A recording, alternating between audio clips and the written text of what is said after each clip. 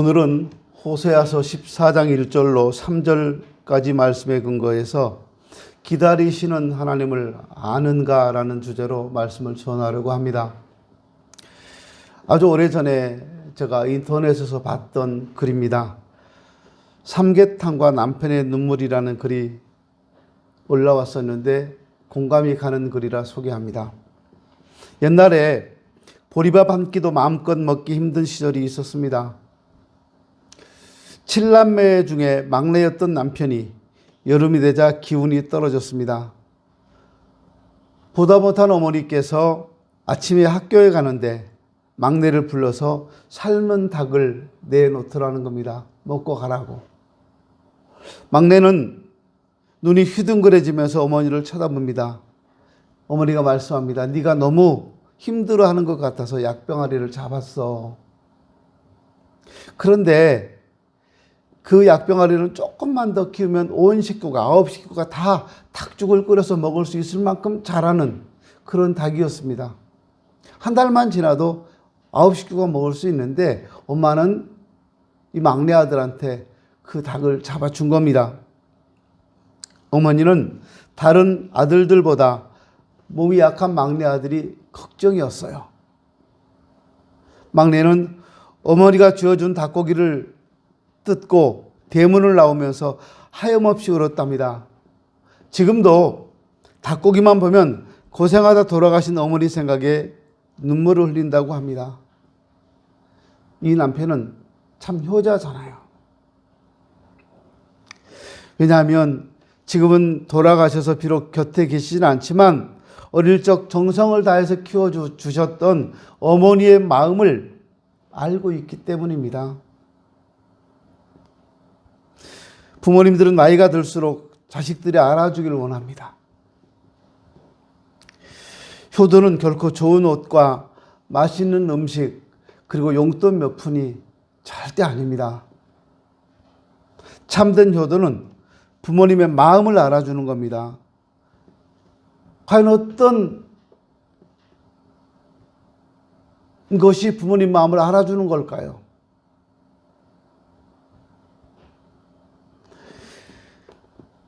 부모님 말씀에 귀 기울이고 부모님 말씀하실 때 예 하고 맞장구만 쳐드려도 그거 효도예요. 말끝마다 너희 내가 뭘 한다 그래. 아니야. 그런 얘기 하지 마세요. 그 옛날 얘기야.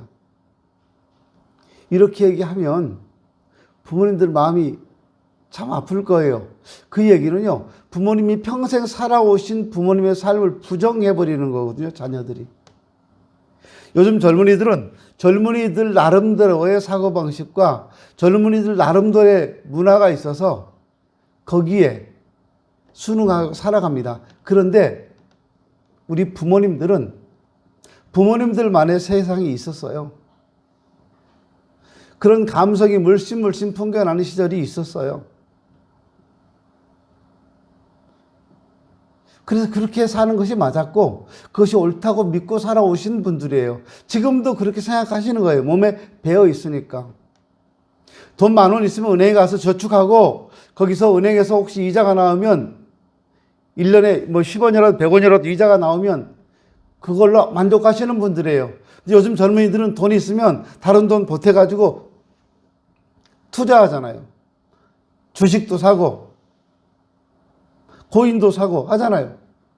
부모님들은 그거 못해요.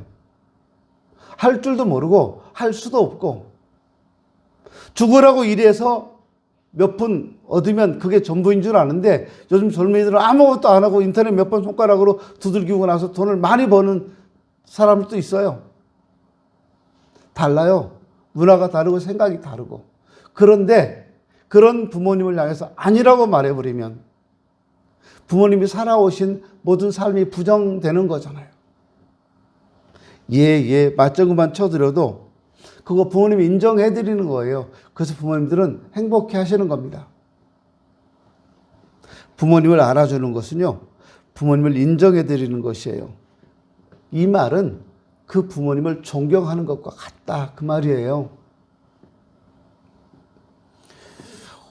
우리가 보신 호세아서에서는 여호와를 알라는 말씀이 자주자주 나옵니다. 그만큼 이스라엘이 하나님을 알지 못했다는 거예요. 하나님이 선택하신 그 백성이 하나님을 알지 못하면 누가 하나님을 알겠어요? 세상 그 수없이 많은 민족들 중에 하나님은 히브리 민족을 선택하셨어요. 그 사람들에게 하나님은 율법을 주셨어요. 자기 백성이라고 하나님이 선택해 주셨어요. 근데 그 사람들이 하나님을 몰라요. 얼마나 답답하시겠어요? 다른 민족, 이방 민족이 하나님 모르는 거 당연한 거예요. 그런데 하나님이 선택하셔서 율법을 주시고, 선택하셔서 약속의 땅을 주시고, 선택하셔서 애굽의 종살이에서 해방시켜 주셨는데 그 백성이 하나님을 몰라요. 그래서 여호와를 알자고 하는 거예요. 이스라엘이 하나님을 아는 지식이 없어 망한다고도 얘기합니다. 저희가 번성할수록 더욱 범죄하니 영화를 욕되게 하리로다 라고 하나님이 진노하고 계십니다. 그러자 이 사람들이 뉘우치면서 힘써 여호와께로 돌아가자 이렇게 말하는데 그 외침은 아침 안개 같은 거예요. 금방 잠시 그러고 말았어요.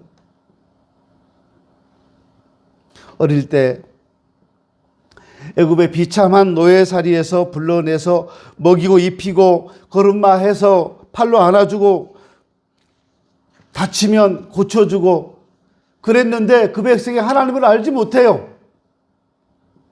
오히려 하나님이 가증스럽게 여기는 우상을 섬깁니다. 제발 하나님께 돌아오라고 하면 더 깊이 우상 숭배에 빠집니다. 더 많은 악을 행하고 있습니다. 하나님께서 이스라엘을 향하여 무척이나 가슴앓이를 하시는 거예요. 정성껏 기른 자녀가 청개구리 같은 짓을 할 때 그걸 바라보는 부모 마음이 얼마나 아프겠습니까? 참다 못한 하나님께서 몽둥이와 채찍을 드십니다. 하나님을 모르고 도리어 우상과 짝하여 하나님을 대적하는 이스라엘을 멸하시겠다는 겁니다. 저들을 아침 구름같이 쉽게 사라지는 이슬같이 광풍에 날리는 쭉정이와 굴뚝에서 나는 연기처럼 그렇게 하나님이 없애버리겠다는 거예요. 하지만 자식을 이기는 부모 없다고요. 하나님께서도 자기 백성 이스라엘을 그렇게 멸망으로 가도록 끝내 버려두지는 않으셨습니다. 우리 그런 거 보잖아요. 자녀들이 야단치면 부모님께 야단맞은 자녀가 지가 화가 나면 전문용어로 뿔따구 났다고 하죠. 화가 나면 지가 지 분에 못 이겨 집 나간다고 가방 싸들고 나가는 애들이 있어요. 나가. 그럼 가방 들고 막 가요. 그때 부모님이 막 분을 내고 화가 나서 소리를 막 지릅니다. 그러다가도 진짜 자녀들이 가방 들고 멀리 가서 안 보일 때 막 달려가고 뛰어가고 이름 부르잖아요. 너 진짜 빨리 안 와 이렇게 가라고 할 때는 언제고 왜 안 돌아오냐고. 이스라엘아 돌아오너라, 제발 돌아오너라. 네가 돌아와서 잘못했다고만 하면 다 용서해 주겠다. 하나님이 그렇게 말씀하십니다. 3절까지는 호세아 선지자를 통해 이스라엘 백성들에게 권고하시는 내용입니다. 너희가 망한 것은 다 네가 불의했기 때문이다. 그러니까 이제는 하나님 말씀을 따라 돌아와라. 모든 악을 없애주시고 선을 행하게 하십시오. 송아지로 제물을 삼아 제사 드리는 것이 아니라 입술로 찬양을 드립니다. 아수르의 도움과 애굽의 힘을 의지하지 않겠습니다. 다시는 우상을 섬기지 않겠습니다. 더 이상 하나님께 버림당하지 않도록 불쌍히 여기시고 은혜를 내려주세요. 이스라엘은 이렇게 지금 말하고 있어요. 이스라엘 백성들은 그야말로 하나님의 은혜로 풍요로워졌습니다.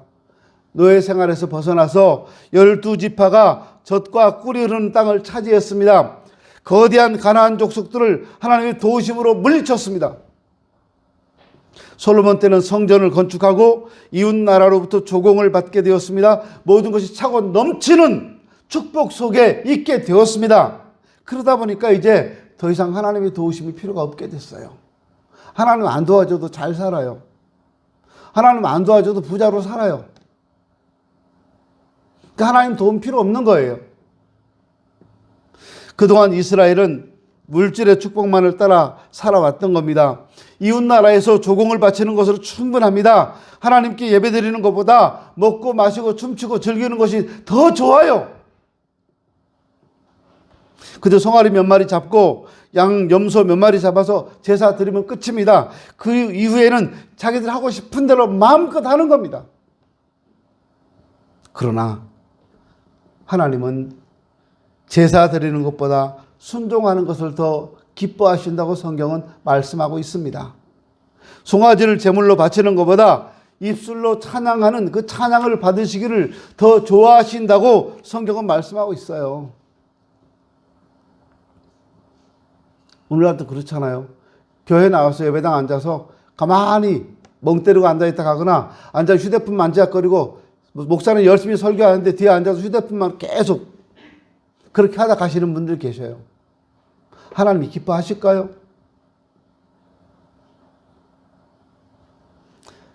어르신들이요, 아들, 딸, 손자, 손녀들이 함께만 있어주면 좋아해요.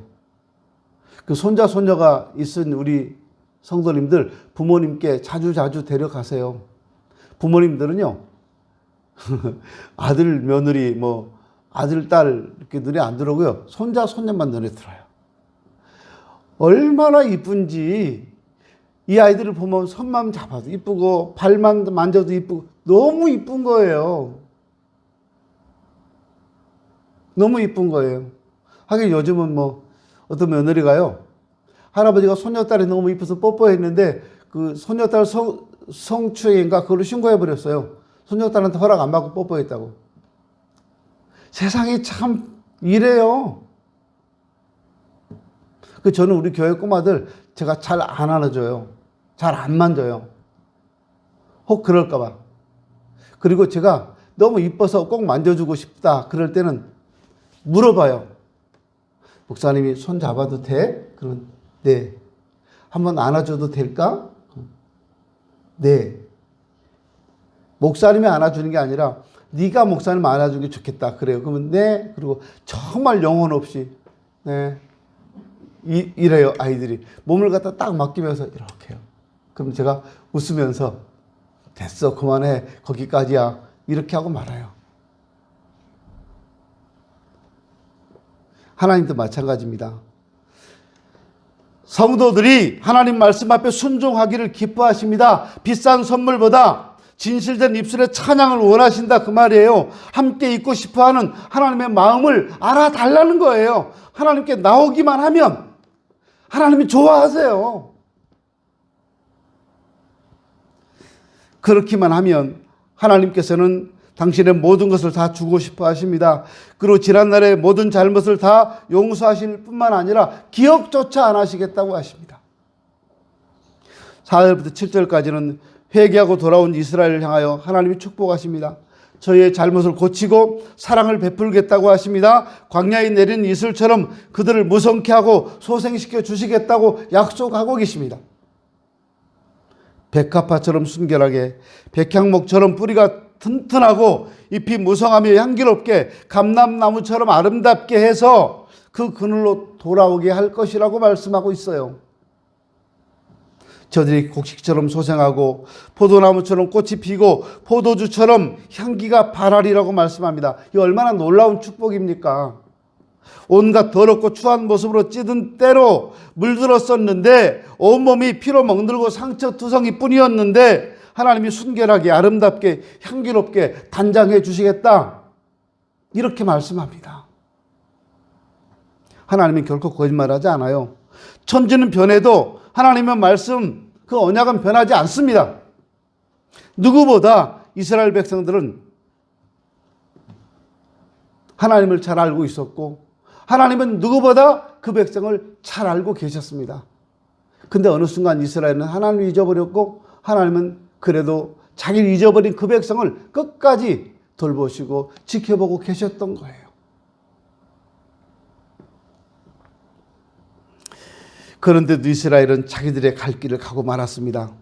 하나님 말씀대로 하는 것이 어리석어 보였고 갇혀 있는 것 같아서 그랬어요. 오늘날도 그래요. 신앙생활 잘하면 어리석어 보이고 열심히 하면 뭔가 좀 부족해 보이고, 근데 아니에요, 여러분.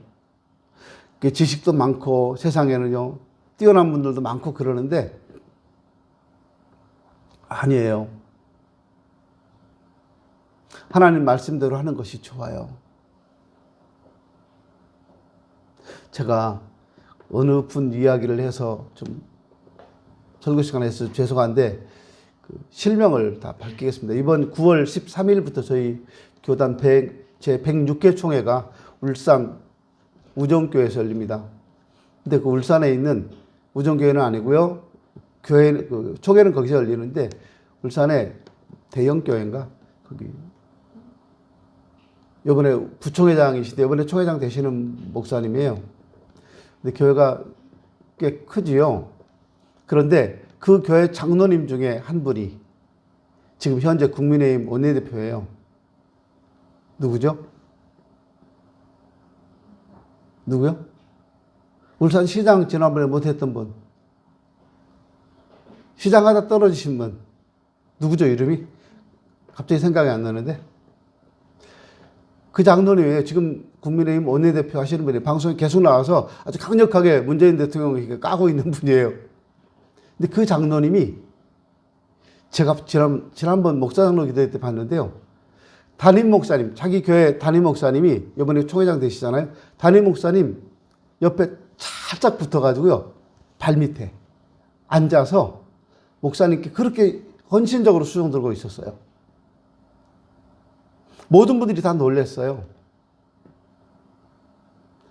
야, 저분 꽤 유명한 분이고 울산 시장도 했던 분이고 대통령도 바라보는 분인데 그런데 저분이 담임 목사님한테 저렇게 헌신적이구나.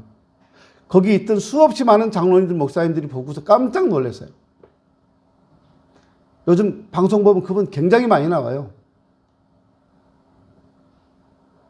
섬기는 것이 바보 같은 게 아니에요, 여러분. 그런 내가 야당, 제1야당 원내대표인데 어깨 힘주고 막 그럴 수도 있는데 그분은 안 그랬어요. 안 그러니까 더 많이 존경을 받더라고요. 그 장로님이 그 교회 장로 서열 4번째랍니다. 장로님들께 뭐 서열이 있는지 모르겠는데 그 말은 장로 장립순으로 그렇다는 뜻이겠죠.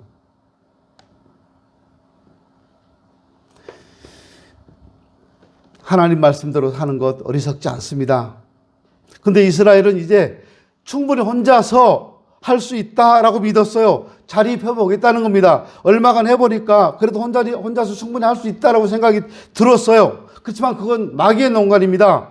결코 하나님을 따르지 않고 스스로 할 수 있다고 하는 것은 교만이에요. 하나님께서 은혜를 주셨기 때문에 혼자 할 수 있는 것처럼 그렇게 보일 뿐이고 느낄 뿐입니다. 보이지 않는 하나님이 바로 곁에서 함께 주셨다 그 말입니다. 우리 눈에 안 보이고 우리 만지지 못한다고 해서 혼자 있다고 생각하지 마십시오. 하나님이 우리 곁에 늘 함께 하시고 우리를 도와주셨다는 사실을 믿으십시오. 제가 이 얘기를 정확하게 디테일한 부분까지 기억은 못하겠고요. 줄거리만 대충 기억하는 이야기가 하나 있습니다. 어떤 부부가 있었습니다. 사고로 아내가 눈을 잃었습니다. 시각장애인이 됐어요. 그래서 병원에서 치료를 받고 나올 때까지 굉장히 오랫동안 아내는 괴로워했고 그 옆에서 바라보는 남편도 힘들었습니다. 이제 병원에 퇴원했는데 아내는 눈이 안 보이니까 시각장애인이 되었으니까 정말 작은 것 하나도 남편이 다 해줬어요. 근데 이제 출근도 해야 되고 또 할 일도 해야 되는데 남편이 회사까지 다 태워다 주고 남편이 뭐든지 다 해줬어요. 퇴근 시간 되면 가서 기다리고 있다가 모셔오고 이렇게요. 근데 어느 날 남편이 아내한테 딱 그러는 거예요. 이제 당신 혼자 출근하고 혼자 일해라. 나도 할 일이 있는데 당신한테만 매달려 있으면 안 되고 당신도 혼자서 한번 해봐라. 그 말을 듣는 순간 아내가 너무 서운했어요. 남편이 그렇게 서운할 수가 없었어요. 근데도 오기로라도 알았어, 나도 할 수 있어. 그리고 아내가 혼자 지팡이를 짚고 버스 정류장을 찾아가고 버스를 타고 출근을 하고 했어요. 그렇게 몇 년을 했어요. 그리고 이분이 뭘 잘해가지고 상을 받게 됐어요.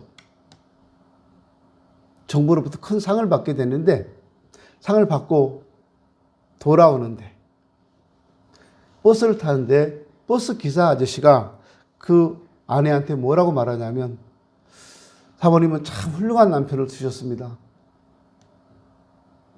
좋으시겠습니다. 그러니까 아내가 무슨 말이에요?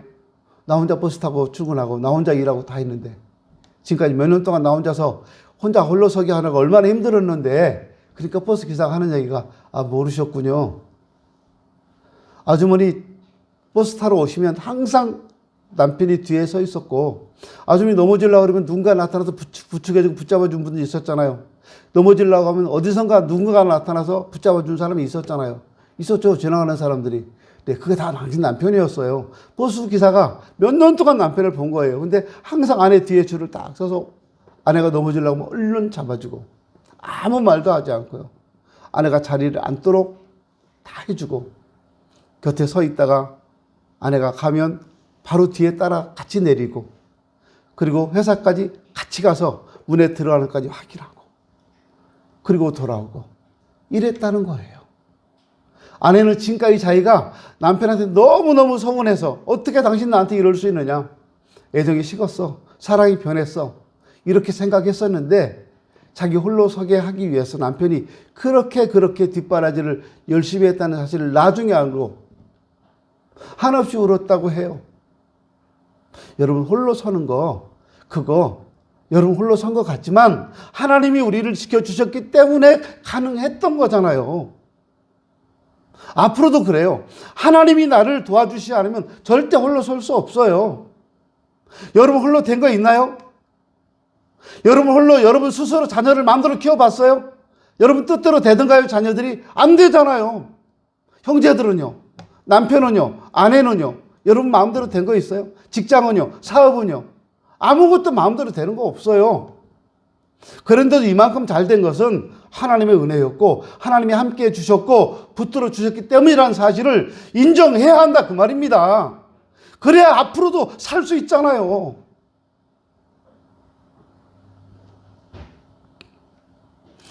팔 절에서처럼 모든 것은 하나님께로 말미암아 열매를 맺는다는 것을 믿어야 됩니다. 8, 90 되신 어른들을 눈에는 6, 70세 되신 분들이 아이로 보인다고 하잖아요. 근데 10살만 넘어가도 아이들은 부모님이 필요 없는 것처럼 행동을 합니다. 부모님보다 친구가 훨씬 유익하다고 생각해요.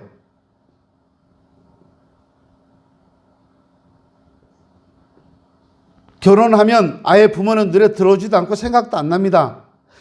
그냥 어려움이 닥치면 그때서야 부모님이 떠오릅니다. 어떻게 해요? 도움을 청할까? 이것 때문에요. 부모님은 하루에도 몇 번씩 자녀들이 눈에 어른거리는데 자녀들은 부모 생각 안 해요. 하나님도 마찬가지입니다. 여러분 예수 믿은 지 몇 년 되셨습니까? 예수님을 영접하셨습니까? 예수를 영접한 지 얼마나 되셨습니까? 오래일수록 내가 정말 예수를 구주로 믿는가 한번 생각해 보세요. 나는 지금 예수를 정말 나의 구주로 믿고 있는가 생각해 보자는 거예요. 몇 년 동안 교회 다녔는가가 아니라 내가 예수를 지금 믿고 있는가가 중요해요. 하나님께서 나를 지으셨고 나를 자녀 삼으신 것이 믿어지십니까? 그렇다면 나는 하나님께 하루에 몇 번이나 인사를 드리고 몇 번이나 하나님께 찾아가서 문안을 하고 계십니까? 깊이 생각하시기 바랍니다. 하나님을 아는 사람은 망하지 않습니다. 그러면 하나님을 아는 사람은 누구일까요? 하나님께서 나 때문에 무척 가슴앓이를 하고 계시다는 것을 깨닫는 사람입니다. 스스로 선줄로 생각하는 자는 넘어진다고 하셨는데요. 우리의 생명과 내 모든 것이 하나님께 있다는 사실을 믿는 사람이 하나님을 아는 사람이에요. 예수님 말씀합니다. 내가 곧 길이요 진리요 생명이니 나로 말미암지 않고는 아버지께로 올 자가 없다고 말씀하셨습니다. 예수님을 통하지 않고서는 하나님께로 갈 수 없어요. 길이 없어요, 길이. 그러니까 하나님을 바로 알아야 합니다. 하나님을 바로 알 때 길을 찾을 수 있거든요. 근데 더 중요한 것은 그런 우리를 하나님은 지금도 날마다 기다리고 계시다는 겁니다. 돌아오기를 기다리고 계시다는 거예요. 그 기다리시는 하나님 품에 오늘 마음껏 한번 안겨드리는 날이 되었으면 좋겠습니다. 기도합니다.